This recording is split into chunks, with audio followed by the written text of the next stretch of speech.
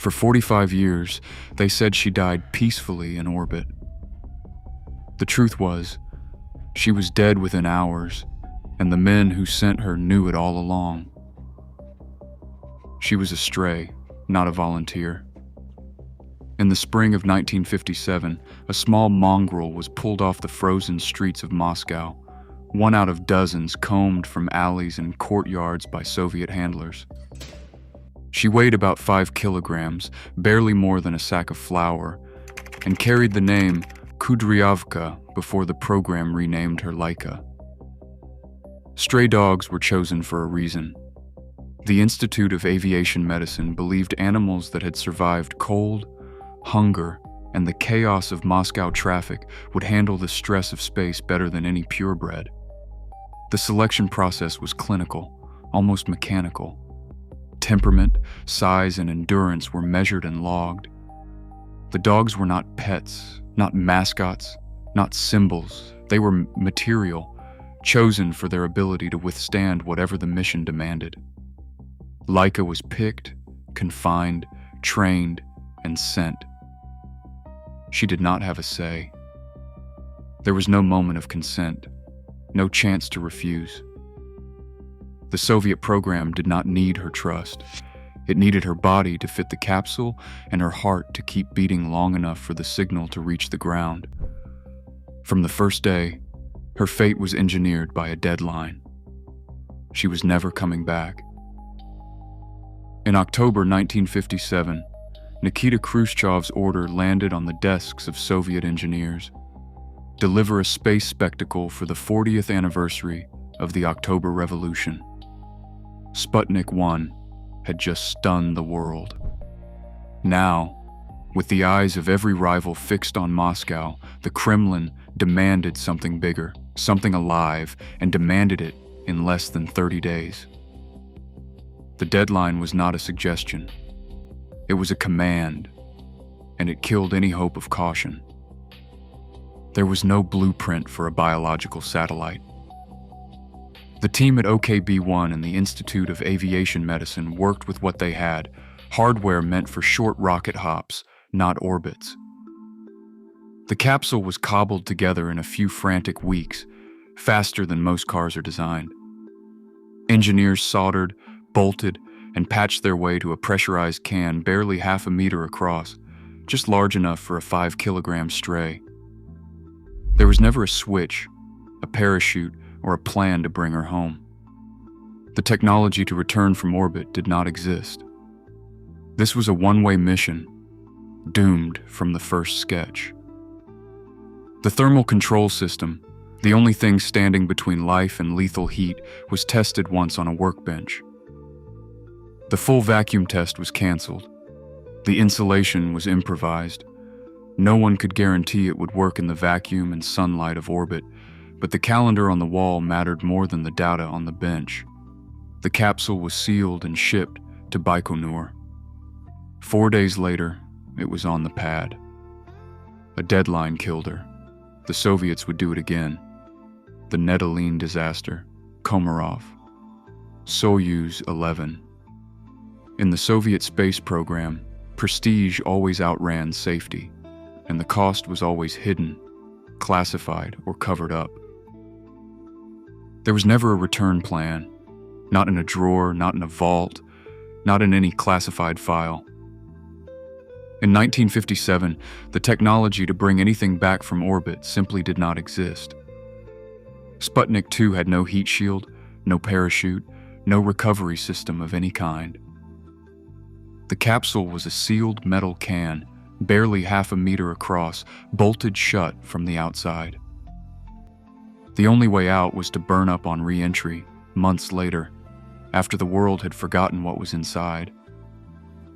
The mission was doomed from the start, a one-way shot, engineered for spectacle and nothing more.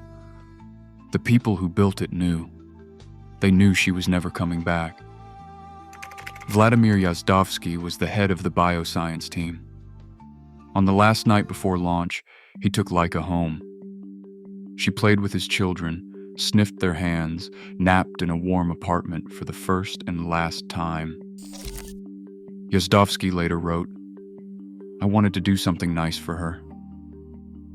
She had so little time left to live. He brought her back to Baikonur in the morning.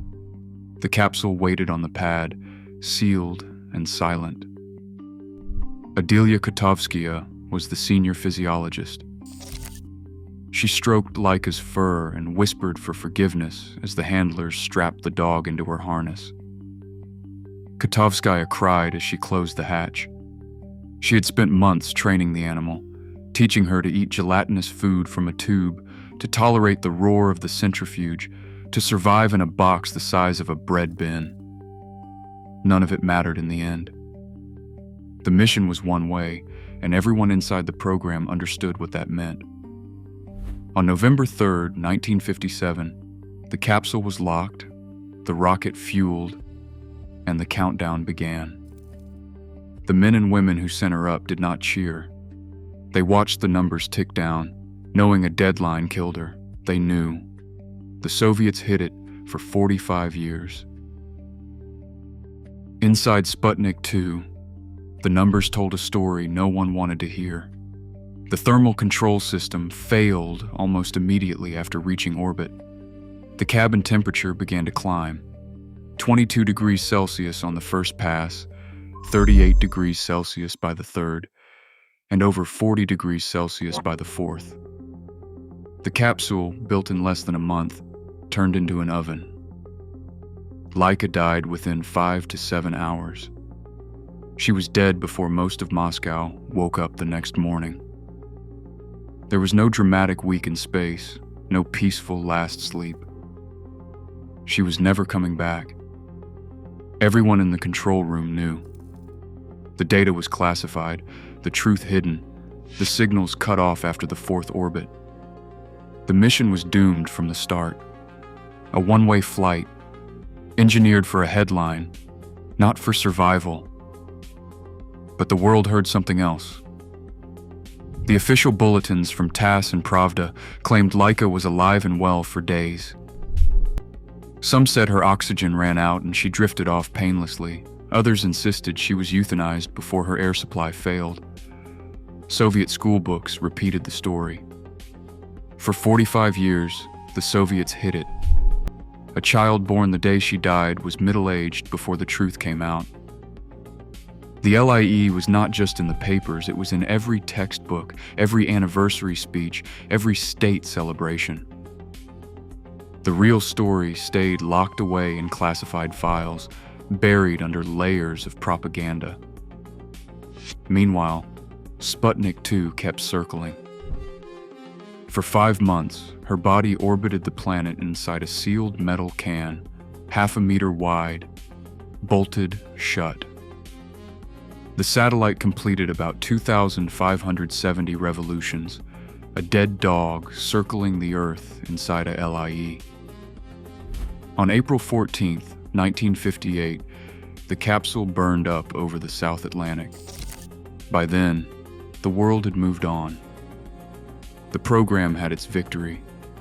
The truth was still hidden. She was never coming back. The record did not surface by accident. In October 2002, at the World Space Congress in Houston, Dmitry Malyshenkov stood before an audience of scientists and reporters and read from the classified telemetry. The numbers were blunt. Laika died within 5 to 7 hours, not days. The cabin overheated, the signals flatlined, and the truth had been hidden for nearly half a century. The official story, repeated in textbooks, speeches, and anniversary parades, was exposed as a cover-up.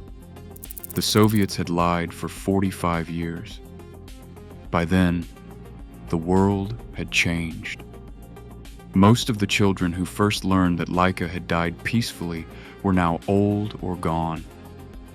The story had circled the globe as many times as her doomed capsule.